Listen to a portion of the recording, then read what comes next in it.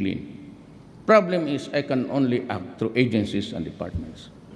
That's why I urge you, na basking kunting mali lang, wala akong ano sa inyo. Wala na akong politika, wala na lang. I'm through after this. I just passed on to you the information that, I act through secretaries and everything. I cannot guarantee their honesty and competence at all times. Cabinet members, yes. Pero yung sa baba, yung procurement, yung magbibidding dyan. But as far as I can really, it malinis talaga to. At napag-usapan namin sa likod about the federal system. You know, my advice to you is maintain a federal system, a parliament, but be sure to have a president. Wag, hindi na ako niyan. I'm disqualified, and by that time, I would no longer be here. But I can commit today to the Republic of the Philippines and its people. If you hurry up the federal system of government, and you can submit it to the Filipino people by the 4th, 5th year, kasi proseso yan eh. You call for a referendum, and after that, call for a presidential election. I will go. Sibat na ako. But you must have a president. You copy the France system. Huwag mo hiyaan yung puro na parliament, delikado yan. It takes time even for yung kagaya ng England noon. There was this bomb on the double deck. Took them time, really. Because there's no one apparatus for a commander-in-chief down. You can have a president, you can elect. Maybe Tito Soto would be the lucky guy at the time. O limitahan mo lang. Ceremonial powers, power to dissolve, power to accept the resolution or whatever. Mandating you this, do that. Or ceremonial powers, except in times of need. If there's a demand for action, you must have a president. Wala na ako niyan. I said, if you can give me that document, I will urge you to conduct, call for an election the following week. And even if there's still 2 years, 3 years, I will go. Okay na ako. Do not worry about me. I am into that much ambition. Nanalo ko. Hindi ko alam bakit nandito ngayon. Noon, nandoon lang ako.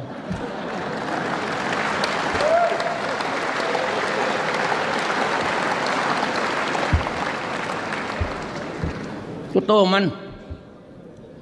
Sino man nagsuporta sa inyo sa akin dito? Wala man.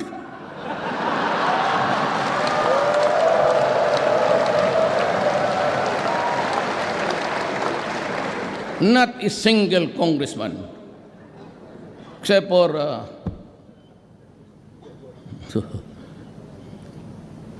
2 provinces, governor. Yun lang. Wala akong barangay captain. Wala lahat.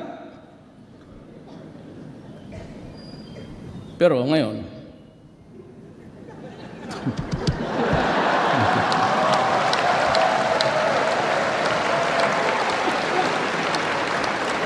processing time in issuing permits and licenses shall be reduced to the barest minimum. In my city, it is always 3 days for local governments.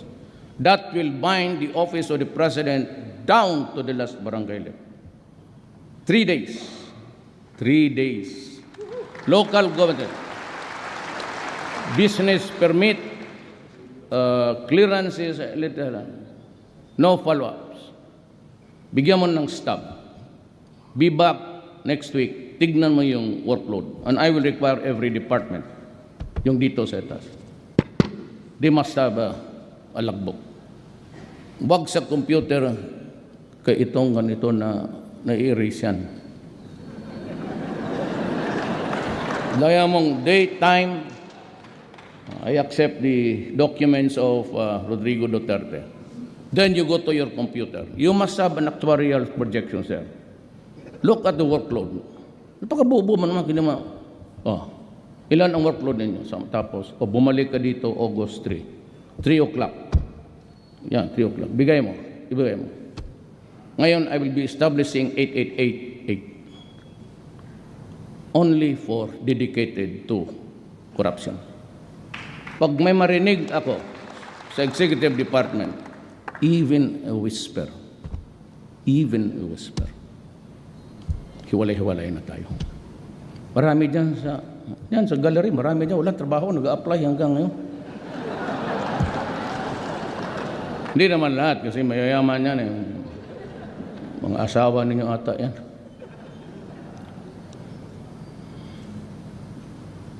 While the issuance and distribution of motor vehicle plates at point of sale o through motor vehicle dealers shall be considered. Wag na sa LTO kaya hanggang ngayon, panahon pa ni Jesucristo yung first plate nila, hanggang ngayon wala.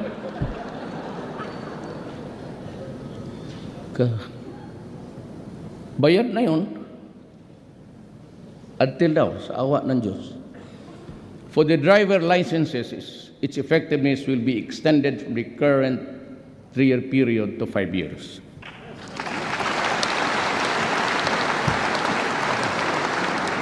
To reduce queuing time at ticketing stations, tickets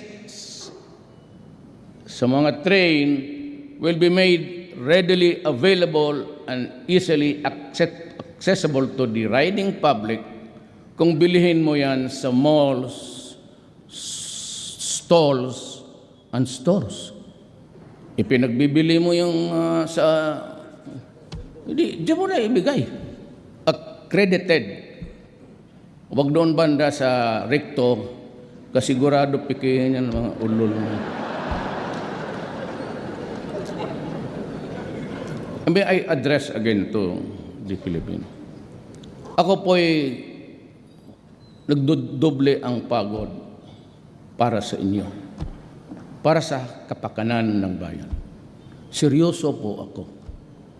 Kayong mga ganon, tikit-tikit at magkaroon ng gulo, wag ho ninyong gawain yan.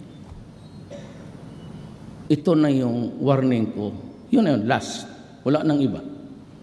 Hindi ko na gagawin. Huwag ninyong sirain yung mga bagay-bagay na ginagawa namin para sa kapakanan ng tao. Mabuti ang magkaintindihan tayo.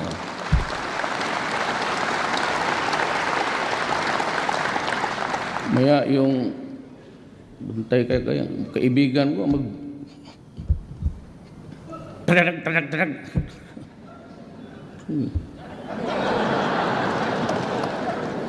Kaya wag ninyong gawin. Simple lang yan eh. Para walang away sa gobyerno, yung mga bagay na illegal at masama at hindi tama, wag mong gawin. At hindi kami mag-aaway dito. Pati yung pare na, pati si Pau, tinamaan.